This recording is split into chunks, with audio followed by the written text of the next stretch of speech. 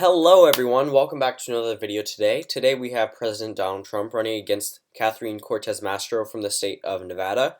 And this is going to be just a 2020 election prediction. I know I've been doing a lot of these.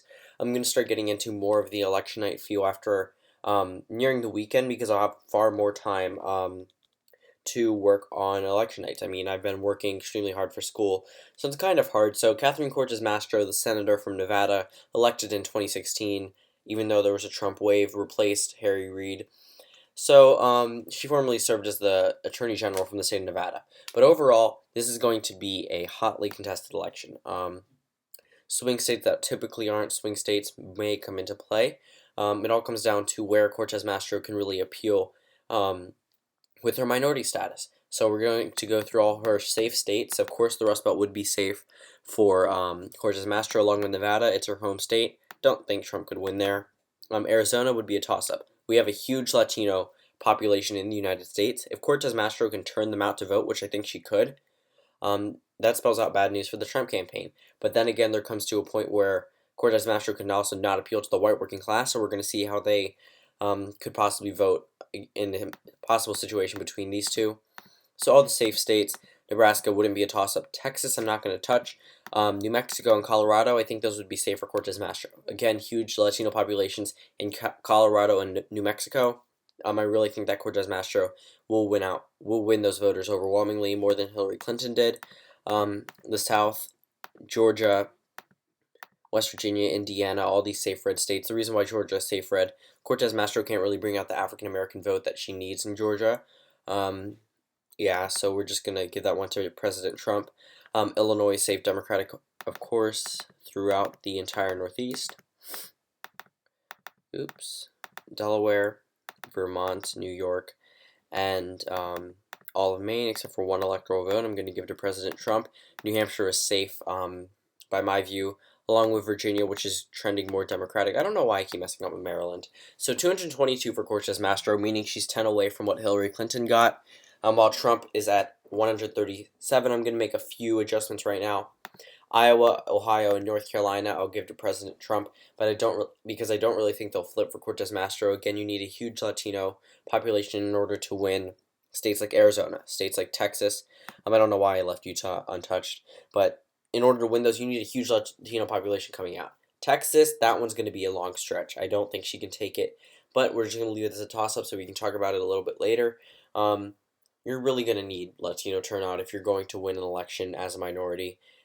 Based off the fact that she can't appeal to the African American voters, she most likely cannot appeal to the white working class, so that's something that's going to hurt her. Minnesota, I do think that one could go to Cortez Masto. Now, this gives her the exact electoral votes that Hillary Clinton got, but that's because I think that Minnesota will go back to the Democrats based off Trump's current approval rating there. And based off the change with the Trump wave, it didn't go for Trump, but the rest of the Rust Belt did. And Michigan, I'm going to also give that one to Cortez Masto. That puts her at 248. Now, the reasoning behind this is the fact that I think President Trump will ultimately lose the state of Michigan regardless of the Democratic candidate, unless it's like Elizabeth Warren, Nancy Pelosi, any of those establishment Democratic candidates. I think unless it's Joe Biden. But Cortez Masto, I really think, could take the state of Michigan. Trump's approval rating is hovering barely above 34%. And the Flint water crisis is not helping him whatsoever. I think the state of Michigan, which he won the least amount of votes in the Rust Belt, which was also the state that has the lowest approval rating for him in the Rust Belt. So I definitely could see Michigan going to him as well. Pennsylvania, I think that one could go to Trump. The reasoning behind it is I think that his current approval rating is still low. It's extremely low for the incumbent sitting president in a state he won, and he can't afford to lose any voters. But I don't think Cortez Masto is the one to say, hey, flip back to the Democrats. She doesn't have a good job plan. In my view, I don't think that her Nevada, California appeal will really take in Pennsylvania. I think it'll only take in Michigan because of its strong Democratic sense in 2008 and 2012. Barely flipping in 2016, wasn't even called until a couple days after the election. So I really think Michigan is the one that will flip compared to the rest of the Rust Belt. Like I said, the rest of the Rust Belt, which would be Wisconsin, I think Wisconsin could go to President Trump. The reasoning behind that is I think that Trump decisively won it in 2016, and it really boosted his electoral vote count. And I think that Cortez Masto won't be able to really bring back a lot of those voters that normally would vote for normally would vote Democratic, but voted for President Trump. Texas, that, like I said, that one was a long stretch. I don't think it'll go to Cortez Masto, although she can bring out Latino voters. She won't have the numbers to do it. Okay, Texas isn't flipping in 2020. In 2024, it most likely will flip if there's a Latino candidate. However, with Cortez Masto running, although she is a Latino candidate, it could come between 4 or 5%, but that base isn't there. The immigration wave is probably going to end around 2022 or 2024, sorry. And I think that state will overwhelmingly go, it's not overwhelmingly, I think it will decisively go to President Trump, but I think it will be a much smaller margin than in 2016. Now, the state of Arizona and Florida, huge Latino populations here. After Hurricane Irma, after the previous hurricanes, Florida I think would flip to Cortez Masto, and that puts her at 277. She has a huge Latino appeal in Florida. She comes from Nevada though, so that may turn off some of the senior citizen voters, but she will have that appeal to the Cuban voters that voted for President Trump. She will have the appeal to the Hurricane Irma victims, the ones that lost everything after the hurricane. She'll have appeals to the climate change voters there. And I think she'll be able to flip the state from the Republican Party.